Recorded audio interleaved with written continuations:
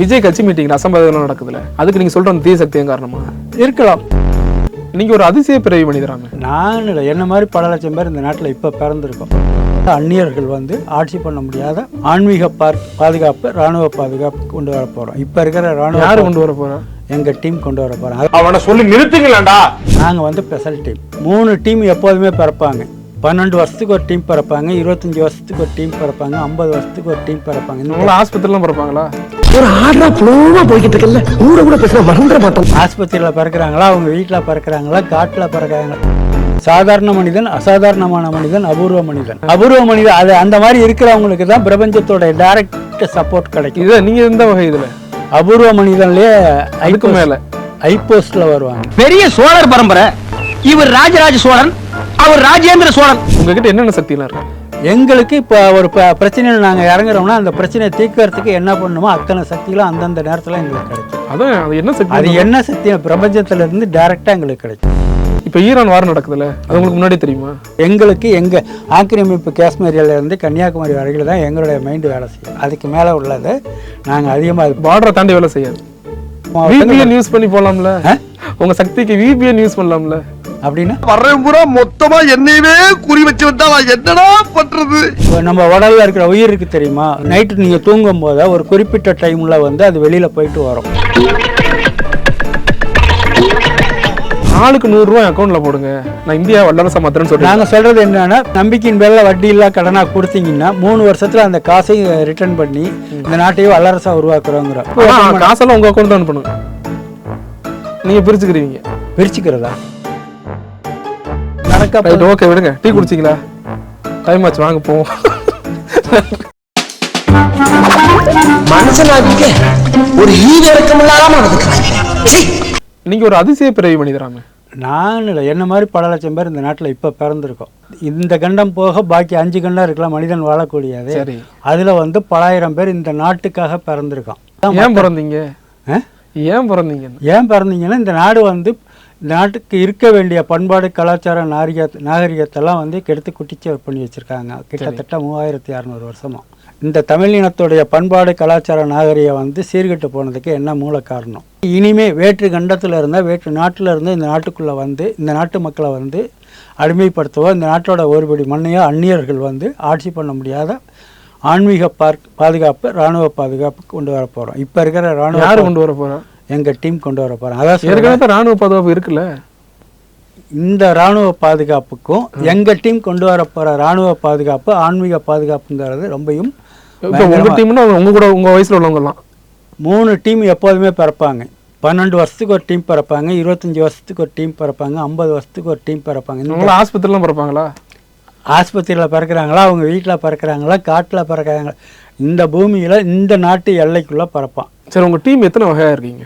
நாங்கள் வந்து special team. இது ஸ்பெஷல் டீம்ங்கிறது நாங்கள் தனியாக எங்கள் டீம் வந்து எப்போதுமே பிறக்க மாட்டேன். இப்போ 28 பூமி இருக்குது. நம்ம பூமி மாதிரி மொத்தம் 28 பூமி இருக்குது. ஒவ்வொரு பூமியிலும் 28 வகையான பிறவிகள் இருக்குது. நாங்கள் வந்து இந்த 3 டீமும் வந்து பிறக்காம தாய் வைத்த கருவாக உருவாகும் போது அழிச்சிட்டு இருக்கானுங்க. மனிதர்களில் வந்து 3 வகையான மனிதன் இருக்கான். சாதாரண மனிதன், அசாதாரணமான மனிதன், அபூர்வ மனிதன். நீங்கள் அபூர்வமா? அபூர்வ மனிதன் அது அந்த மாதிரி இருக்கிறவங்களுக்கு தான் பிரபஞ்சத்தோட டைரக்ட் சப்போர்ட் கிடைக்கும். இதை நீங்க எந்த வகை இதுல? அபூர்வ மனிதன்லயே அதுக்கு மேல ஐபோஸ்ட்ல வருவாங்க.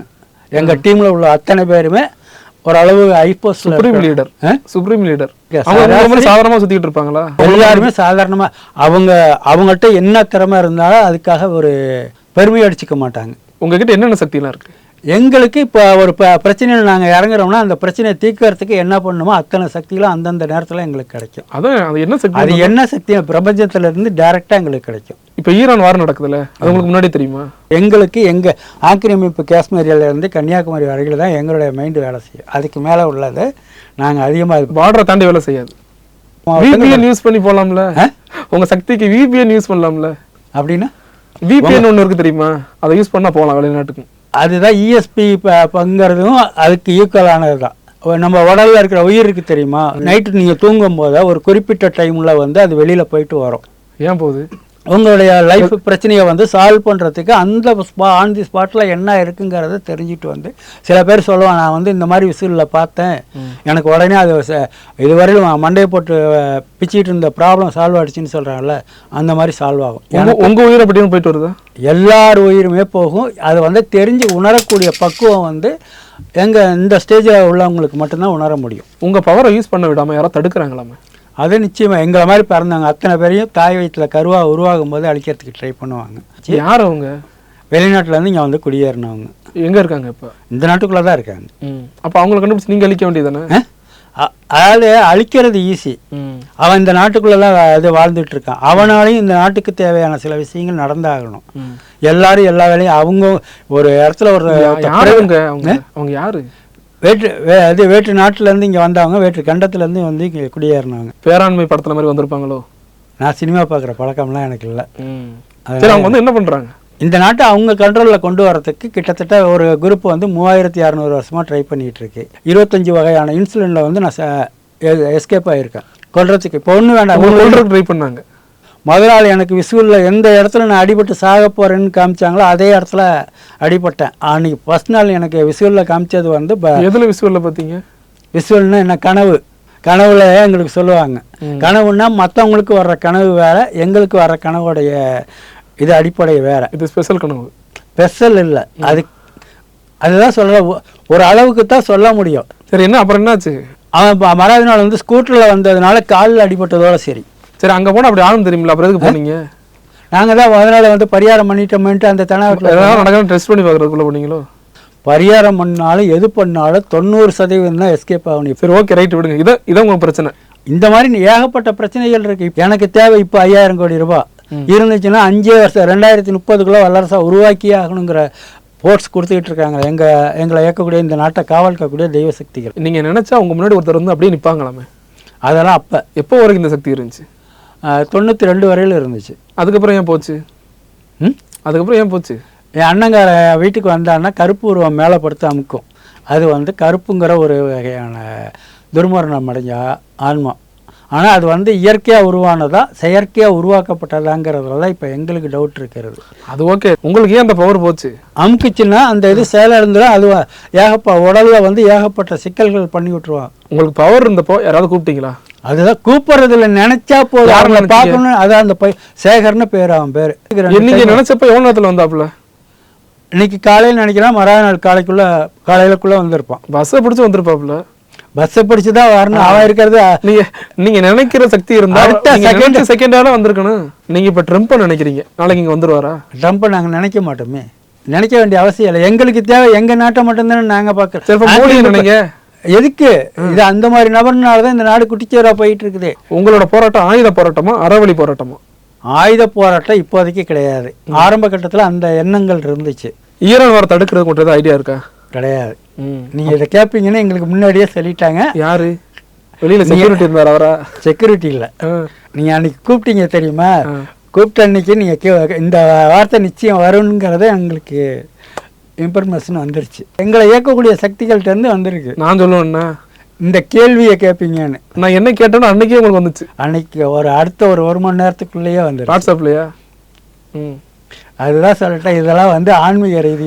ரைட், விடுங்க. விஜய் மீட்டிங் போட்டா ஏதாவது அசம்பாவிதம் நடந்துகிட்டே இருக்குல்ல, அதுக்கு நீங்க சொல்ற தீய சக்தியின் காரணமா இருக்கலாம்? இன்னைக்கு நடக்கிறது அரசியல் இல்லை, இது வந்து அரசியல் வியாபாரம்.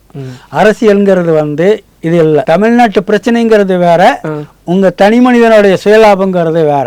கூட்டத்துல போனா எப்படி நடந்துக்கணும்ட்டு மனுஷ ஜென்மம் தானே, மிருக ஜென்மம் இல்லையே. ஆளுக்கு 100 ரூபாய் அக்கௌண்ட்ல போடுங்க, நான் இந்தியா வல்லரசா மாத்திரன்னு சொல்றேன். நாங்க சொல்றது என்னன்னா, நம்பிக்கையின் பேர்ல வட்டி இல்லா கடனா கொடுத்தீங்கன்னா 3 வருஷத்துல அந்த காசை ரிட்டர்ன் பண்ணி இந்த நாட்டையே வல்லரசா உருவாக்குறோங்கிறோம். நாங்க சொல்ற வல்லரசுங்கிறது நாட்டுல உள்ள நாங்கன்றீங்களே, எத்தனை பேர் இருக்கீங்க? நாங்கள் திருப்பி பல லட்சம் பேர் இதுக்காக நாங்கள் பிறந்திருக்கோம். எங்கள் டீம்னு அது ஒன்றா சேர்றதுக்குன்னு இப்போ நான் அமைப்பு காசெல்லாம் உங்கள் அக்கௌண்ட் தான் அனுப்பணும். நீங்கள் பிரிச்சுக்கிறதா? இப்போ உங்களுக்கு காசு கொடுத்தா எப்படி இந்தியா வல்லரசா மாறும்? அதான் சொல்கிறேன், அடிப்படை தேவைகளை ஃபஸ்ட்டு நாங்கள் கரெக்ட் பண்ணுவோம். குடிநீர் தட்டுப்பாடு, மின்சார தட்டுப்பாடு, எரிபொருள் தட்டுப்பாடு, சாலை போக்குவரத்தில் இருக்கிற பிரச்சனை. முக்கியமாக வந்து விவசாயத்துறைக்கு வந்து ஃபஸ்ட்டு ப்ரிஃபரன்ஸ். அதுக்கு கவர்மெண்ட் இருக்கு. எங்கே என்ன செஞ்சுருக்காங்க இது வரைக்கும்? என்ன வருஷம் அதான் சொல்லிட்டேன்ல, வருஷம் புயல் மழை வெள்ளத்தினால பல லட்சம் ஏக்கரில் பல கோடி டன் உணவு தானியம் நாசமாகுது.